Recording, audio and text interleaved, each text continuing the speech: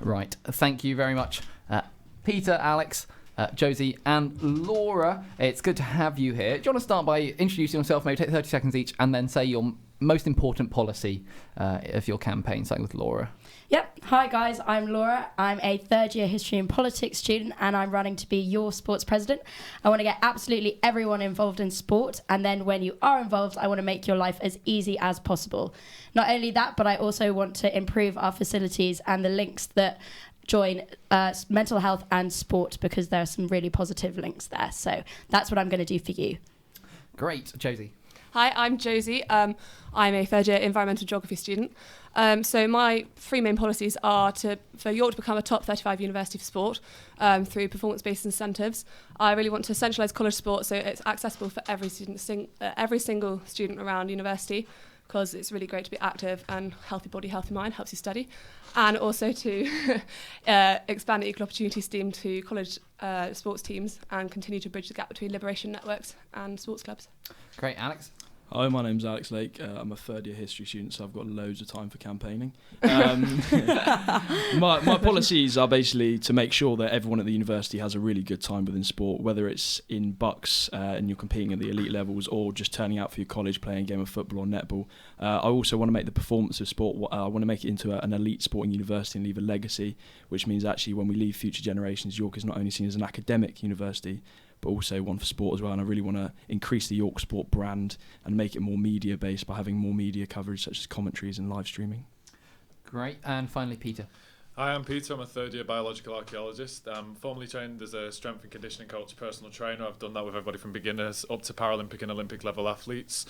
Beyond that, my main policies are I want to improve sport at the top level of the university, but beyond that, I want to improve sporting performance all the way throughout university. Primarily doing this throughout fitness and accessibility to the resources that we do have but we don't use. Beyond that, I want to improve inter-club cohesion, make sure that teams are building bridges and not walls between each other so that we can become York Sport as opposed to University of York that has lots of different sports teams. And I think that fitness and sport should be available to everybody regardless of their sporting membership. Great. I was looking through your candidates, and one thing, not your candidates, your manifestos, and one thing struck me was a slight tension between the desire to improve sporting performance at like a bucks level, and also that the accessibility feature. Do you think they're complementary, or do you think you really have to focus on one above the other, improving a bucks ranking or making sport available to everyone? Start with Peter. Well, personally, I think the way I plan to do it is I intend to make, outside of fitness being just the byproduct of that, I intend to make the top level of sport better because of the foundational level. It's the easiest thing to do in the world. You can look at it at any sports club. When you look at rugby, in the UK we do so well because our grassroots programme is so good. By getting players in development and actually training and actually playing continually earlier on at the start of university, when a team loses all of its players at the end of a year, you've got people that have spent a year training. You've got people that have spent a year, 2 years getting better, developing their skills. That's how you can create basically a solid base for sport. Every year you're going to get a superstar turn up, and then at some point they're going to leave. That's not an effective way. You're rolling a dice every time you play with your sport. If you start at the bottom level, you get more people involved. That means more funding, more money, more attention, more publicity, more everything better.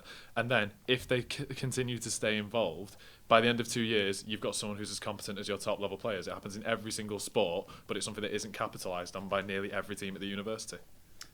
Alex, do you see this, what Peter's saying, that the failure to really find those gems by providing sport for everyone? No, I think you can have bucks sporting success at elite level and have accessibility for everyone to get into sport they love. It's not, you can't have one and not have the other. You can have them both exactly at the same time. So what I want to do is bring in sort of more fitness classes, especially after the winter break. I think that's something that York really suffers from because of our term time. Is sort of we have the winter break and then you have a bit too much turkey and then we have quite a little bit of a layoff before we start bucks again. So get those fitness classes going in, and also accessibility at college level. You know, Sport of 8's been a really good sort of way of getting young people into sport, and I think by increasing that and actually using that as not, it's often seen as a glass ceiling, and so's college sport, that people play sport and they say, I want to play for the ones of my college, football for example, and then they never kick on to uni. So I want to use it as sort of like a breeding ground of talent where actually if they're good enough, then that's where the communication between uni and college teams needs to be better. So I think we can actually have buck success and more accessibility, and by having buck success and by highlighting it more in the media, it's only going to make people want to get involved more. Josie, do you see though colleges can provide that accessibility to push that bucks results higher? Yeah, definitely. I think it's always good to like maybe bridge the gap slightly more between college sport and university sport. Like I think having high level university sport is a really good idea. It'll like help like put York sport on the map. And I'll do this for like performance based incentives, but at the same time, like I think accessibility to college sports is really good. By bridging the gap between college sports and the university sports, it'll like back up, and it'll kind of like Alex said, it'll continue. And the better we do at high level university sport, the more people are going to want to get involved. And Laura, how would you juggle these two, providing sport to all, but sport at the elite level as well in university? Well, I would have to agree with Alex on this point that I think actually you can definitely have both and one can complement the other. I would say at the moment there are certain issues with regards to progressing from a college level to a university level, but I think we also need to bear in mind that actually we should respect the fact that some people want to play at college level and others want to play at a university level. College sports shouldn't just be about a breeding ground to feed into university level. It should be a balance between both. And if you are good enough and if you do want to progress, then that's absolutely fantastic. And we need to strengthen the links between college and university level. But I think you need to balance that against the fact that actually college sport and the accessibility side of York is one of our most unique features as a university. And actually we need to really retain that. So yes, both should coexist. I think some would say on college sport, I mean, beyond a successful maybe a football tournament and a successful dance tournament, there's real scope for development there, isn't there?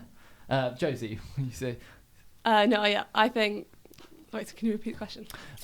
Developing college sport beyond, because there are very strong infrastructures for that competitiveness in the football tournament and the dance tournament, I guess the rugby tournament, but it could be done a whole lot more, couldn't there, with college sport?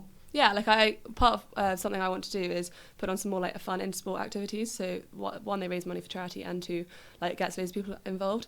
I think, so for example, like the college darts tournament we had with varsity was so much fun, and we do more things like that to just like have more of a sporting atmosphere and everyone comes together and supports each other. I think that's really good. Peter, does your Fitness for All plan involve college sport?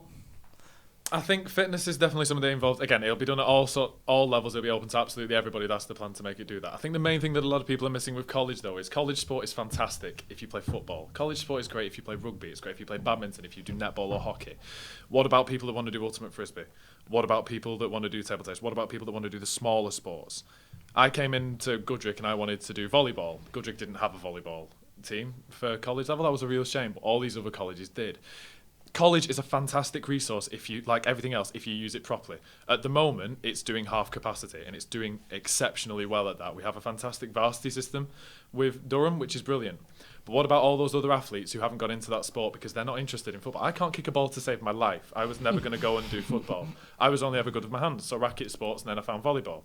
What about all those athletes that have come over that don't do these sports, right? Football, rugby, hockey, netball aren't the four sports they're taught as kids.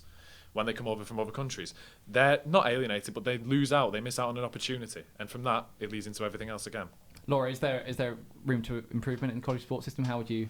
Oh, absolutely. I think perhaps one of the issues at the moment is that there's a disparity between which is perceived as the sporty colleges. So, for example, in my experience of organising college events, Langwith will get a team, Derwent will get a team, James will get a team. Those are the three teams that sort of consistently turn out. But then, so there's an engagement problem there. There's a communication problem. And in my, I would sort of push to work with the sports reps, particularly on the JCRCs, to really think about ways of promoting activity in the colleges that maybe don't consistently get a team out. And the other thing I would say is that Peter touched on college varsity as a fantastic way of getting people into sport. And actually one of my policies is to expand college varsity to a two-day university-wide event that can get everyone involved, so it gets spectators down. And I think having that regular feature in the college sport calendar would really incentivise participation levels, which would be a great asset to our college system.